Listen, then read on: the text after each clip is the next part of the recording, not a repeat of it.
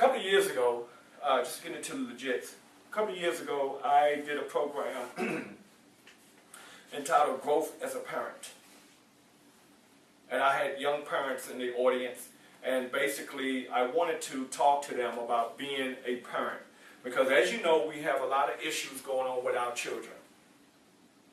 Somebody said, hey, you know, I feel sorry for me when I get old. I said, why do you feel sorry for yourself when you get old? Because what I see going on now with these kids, oh, I'm dead. I'm going to need some help, and Lord help me, I'm not going to get any help because we all corrupt. And I said, well, you know, it's funny you say that because I can pick up a magazine and I can show you 25 students who are changing the world in a positive manner. I could pick up another magazine where a 15-year-old kid right now, and this is true, a 15-year-old kid is at Morehouse University from St. Petersburg. All right? Now, not unless I missed out on something, but I'm pretty sure that 15-year-old kid is not in Morehouse University because of the fact that he stood on the corner with his pants down. I'm sure he's not in Morehouse because he does, you know, he's in and out of detention centers. I'm sure he's not in Morehouse because of the fact that he takes on D's and F's. And I'm sure that he's not there because he has a good enough attitude. I'm sure that what I just showed you is because of not good enough, but great enough. And one thing I'm trying to show and tell and teach and instruct parents is that, you know, it's your job to prepare that child for his adventure of the next 12 years.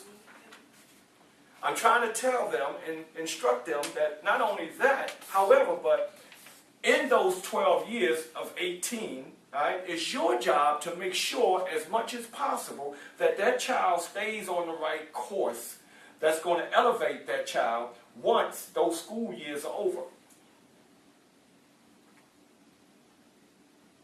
It's very irresponsible if the 11 o'clock news comes on and the news reporter, talking head, says a robbery just occurred.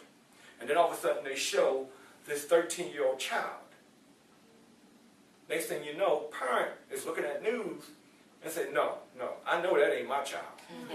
My child is right there in that room in the bed sleeping. That's where my child is. And when the next morning comes to go to claim that child, all right, you don't have my child. That child looked like my child, but that is not my child. Or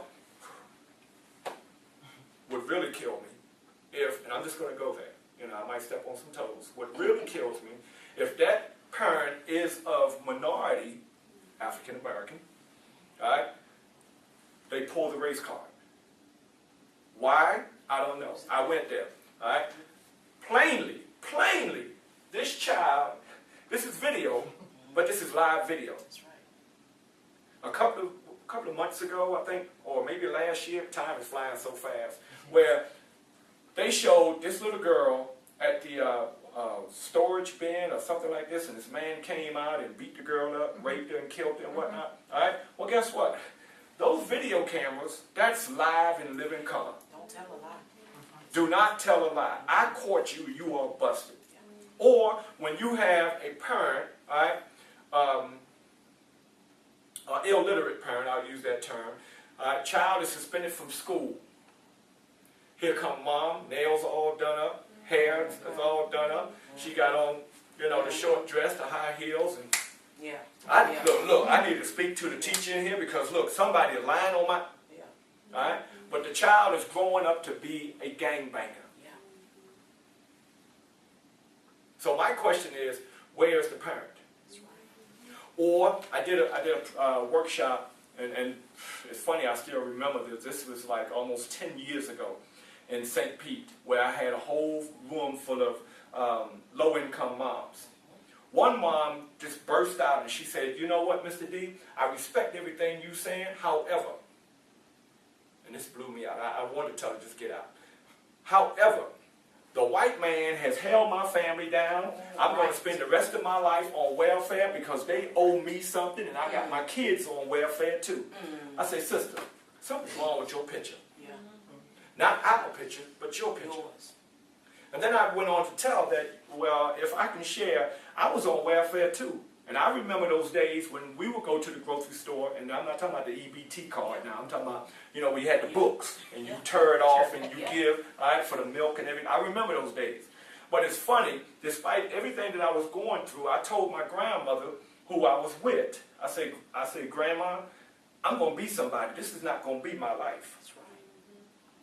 This is not going to be my life. Now, I will say, and I know I'm jumping, even though I was a gangbanger, all right, I was in the South Bronx, I'm all cut up, even though I stole and I did all those things. But guess what? Think about all the kids who did that simply because of one reason. L-O-V-E. All I wanted some love from my mom.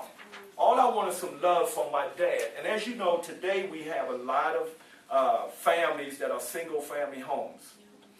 I see this every day in my seminars, where kids who are minus their dad, kids who are home with their moms, however, mom may not be working or mom's door is wide open. That means that Anthony, Isaiah, Johnny, they all coming in like a parade to see mom.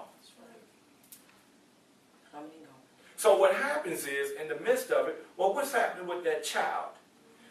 The boy, he's going out to gain his own rite of passage, if you will. The young girl, 9 times out of 10, well, guess what? She's being raised off of what she sees on TV. Like mama, like daughter. All right? She's seeing what she sees what she sees on TV, and most kids are watching what? MTV, BET, VH1. And when you're talking about a young girl, all right, with the dresses, she's dancing, and she's doing a Beyonce. All right, and I'm just going to be honest with you. She's doing the booty dance.